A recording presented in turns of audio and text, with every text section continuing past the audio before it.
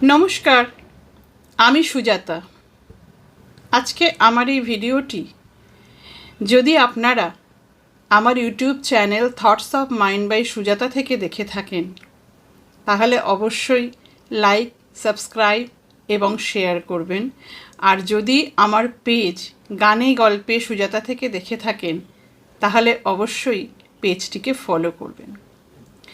আজ আসি একটি অভূতপূর্ব ঘটনা নিয়ে।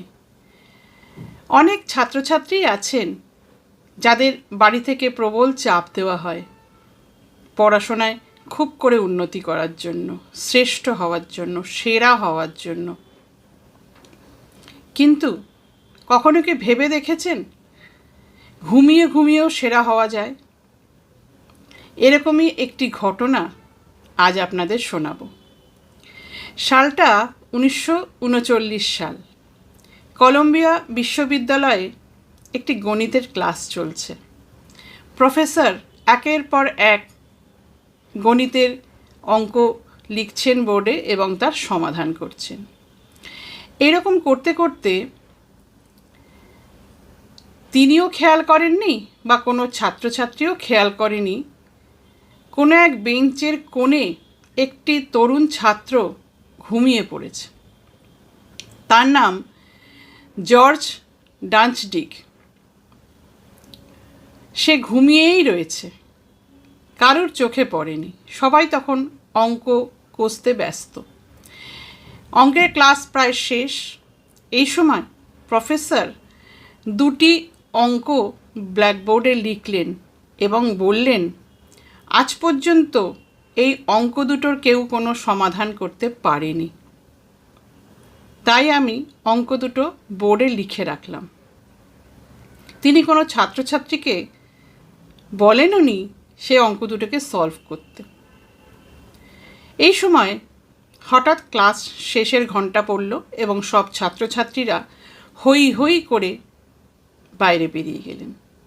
এই সময় সেই তরুণ ছাত্রটির ঘুম ভাঙল। সে তখন তড়িঘড়ি চোখ কচলে দেখছে ব্ল্যাকবোর্ডে দুটো অঙ্ক লেখা আছে। সে ভাবল হয়তো হোমওয়ার্ক দিয়েছেন স্যার। সে সঙ্গে সঙ্গে অঙ্ক দুটো টুকে নিল নিজের নোটবুকে। এইবার বাড়িতে গিয়ে একের পর এক সে চেষ্টা করতেই লাগলো অঙ্ক দুটো সমাধান করার জন্য। কিছুতেই সে সেই অঙ্কের কোনো সমাধান করতে পারছিল না। ঘন্টার পর ঘন্টা লাইব্রেরিতে কাটাচ্ছে। সবাই যখন খেলায় মত্ত, সে তখন পড়ার বইয়ে মুখ ডুবে রয়েছে। তার অদম্য জেদ, সবাই পারবে, আমি পারবো না। ক্রমাগত চেষ্টা করতে করতে করতে করতে একটা সময় সে দুটো অঙ্কের সমাধান করে ফেলল। মনে মনে ভীষণ খুশি হলো যে প্রফেসর নিশ্চয়ই খুব কঠিন অঙ্ক বলেই সেই দুটো এতক্ষণ ধরে সময় লাগলো, এবং প্রফেসর নিশ্চয়ই খুব খুশি হবেন আমার ওপরে। হয়তো আমাকে খুশি হয়ে খুব হাই গ্রেডের নাম্বারও দিয়ে দিতে পারেন।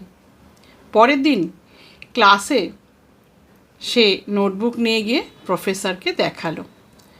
প্রফেসর তো অত্যাশ্চর্যভাবে তার দিকে তাকিয়ে থাকলো। সে তখন ভাবছে, তরুণ ছাত্রটি ভাবছে, আমি কি কোথাও ভুল করে ফেললাম? তখন প্রফেসর বললেন, তুমি জানো তুমি কি করেছো? তরুণ ছাত্র তো বিব্রত হয়ে উঠল, কি করে ফেললাম আমি? বললেন, এই অঙ্ক দুটির সমাধান বহু বড় বড় গণিতবিদও আজ পর্যন্ত করে উঠতে পারিনি। সেই অঙ্কটা তুমি সমাধান করে ফেলেছ। তুমি এক অত্যাশ্চর্য দিক খুলে দিয়েছ গণিতের। এটা শুনে সব ছাত্রছাত্রী এবং সমস্ত প্রফেসররা তো ভীষণ খুশি হয়ে উঠলেন। কেন করতে পারল ছেলেটি? বাকিরা কেন করতে পারল না? বাকিরা করতে পারল না তার কারণ প্রফেসর তাদের আগেই জানিয়ে দিয়েছিলেন এই অঙ্কটির আজ পর্যন্ত কোনো সমাধান হয়নি। তাই তাদের মনে আগে থেকেই একটা নেগেটিভ জিনিস ছড়িয়ে গেছিল যে এই অঙ্কগুলো সমাধান করা সম্ভব নয়। তারা চেষ্টাও করে দেখেনি। কিন্তু এই ছেলেটি ঘুমোচ্ছিল বলে সে তখন সেই কথাটি শুনতে পায়নি।